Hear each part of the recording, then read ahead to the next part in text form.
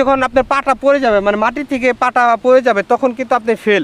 আর এই ফেলটা যখন আপনি পড়বেন তখন কিন্তু ভাই আপনি ড্রাইভিং লাইসেন্সগুলো করতে পারবেন না। অনেকেই কিন্তু বলেন যে ভাই আমি কি পরীক্ষা দিলাম, পাস করলাম না ফেল করলাম, অনেকেই কিন্তু জানেন না, অনেকে পরবর্তীতে বলেন এবং পরবর্তীতে এসএমএস চলে আসে আপনি জিগজ্যাগ পরীক্ষায় ফেল করছেন।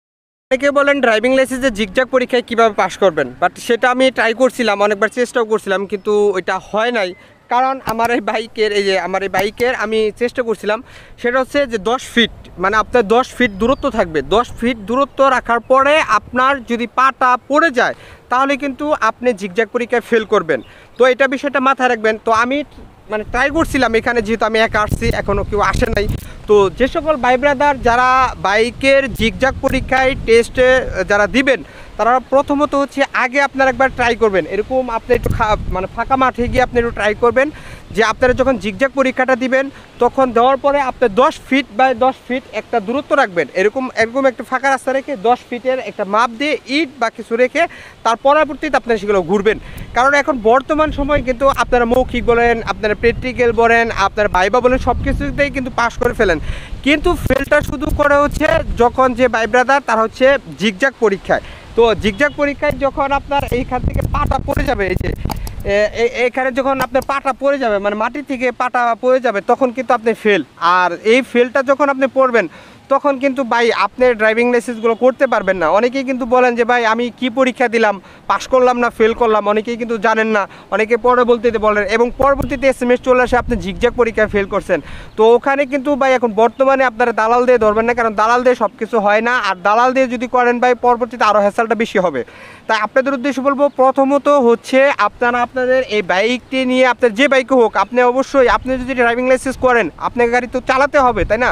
না চালাতে পারলে তো আপনি করতে পারবেন না। এখন আপনার নিজের বাইক হোক বা আপনি ছোটো বাইক হোক, আপনি বিআরটিএ গিয়ে দেখলেন আমার যেহেতু পালসার বাইক, আমি বড় বাইকটা আমি কন্ট্রোল করতে পারতেছি না, ওয়েট বেশি এটার, তো সবাই জানেন। এখন আপনি ছোটো সিসি যে বাইকগুলো আছে ধরেন 100 সিসি বা টিভিএক্স মেট্রো বা টিভিএক্স বা প্লাটিনা এই ধরনের বাইকগুলো আছে, এগুলো নিয়ে আপনারা বিআরটিএতেও পাবেন, যেখানেই হোক আপনারা ছোটো বাইক দিয়ে মানে এক কথা হচ্ছে আপনার জিগজ্যাগ পরীক্ষা এমন কোনো বাধ্যতামূলক নাই যে আপনার এই বাইক দিতে হবে, ওই বাইক আপনি যেটা কন্ট্রোল মানে আপনি যেটা ইজি মনে করতেছেন আপনার বাইকে কন্ট্রোল ব্যালেন্স রাখতে পারবেন ওই বাইক দিয়ে আপনারা পরীক্ষা দেবেন। আর পা যদি পড়ে যায় তাহলে কিন্তু রাখতে পারবেন না। তো আপনারা প্রথমত হচ্ছে আগে কয়েকবার ট্রাই করবেন, আপনারা এরকম ফাঁকা মাঠে এসে একটু ট্রাই করবেন, ট্রাই করার পরবর্তীতে আপনারা ইজিলিভাবে আপনারা পরীক্ষা দিতে পারবেন এবং পরীক্ষা পাসও করতে পারবেন ইনশাল্লাহ।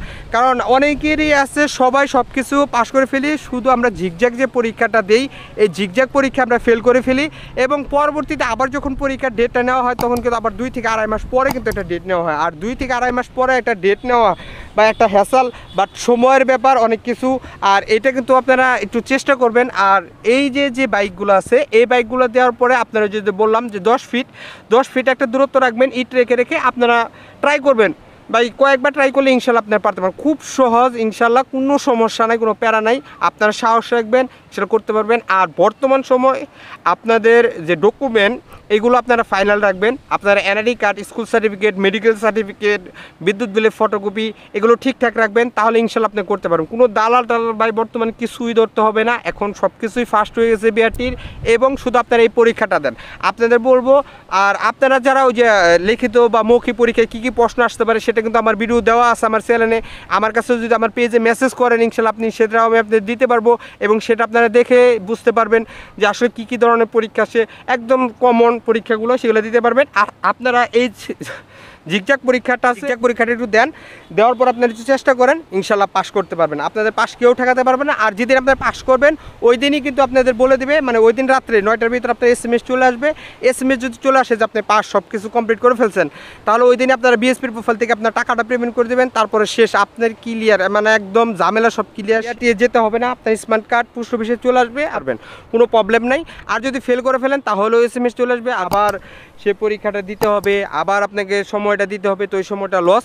তো যাই হোক, সর্বশেষে একটি কথা বলবো, আপনারা এই জিগজ্যাগ পরীক্ষাটা দেন, খুব সহজ। এরকম একদম ফাঁকা মাঠে যাবেন, এরকম একটা ফাঁকা মাঠে যাবেন, ফাঁকা মাঠে গিয়ে এরকম রাস্তা দিয়ে একটু ইজিলি কয়েকবার ট্রাই করবেন, ইনশাল্লাহ হয়ে যাবে। তো যাই হোক, যে সকল ভাই ব্রাদার যারা বলেন ভাই আমি জিগজ্যাগ পরীক্ষা খালি ফেল করছি, তো তাদের উদ্দেশ্যে বলবো আপনারা জিগজ্যাগ পরীক্ষা এখন 100% পাস করতে পারবেন। এই ধরনের একটু খালি চেষ্টা করুন এবং দেখুন, একবার ট্রাই করুন, 100% ইনশাল্লাহ পাস করতে পারবেন। তো যাই হোক, ভালো থাকবেন, সুস্থ থাকবেন, আসসালামু আলাইকুম।